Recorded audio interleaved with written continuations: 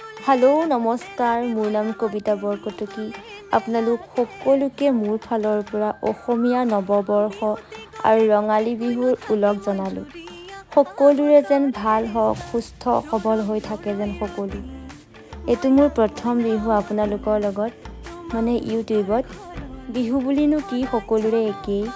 আমাৰ মায়েও পিঠা পনা বনাই আজৰি। মই কিন্তু এটাও পিঠা এতিয়ালৈকে মুখত দিয়া নাই। বৰা চাউলৰ পিঠাটো অকণমান অপকাৰী মোৰ কাৰণে। মোৰ 8 বছৰ মানেই হ'ল মুখত নিদিয়া। ইয়াৰ টেষ্টটোও মই পাহৰিলোঁ কেনেকুৱা আছে। তাতে মই খাব পৰাকৈ মই লাড্ডু বনাই লৈছোঁ।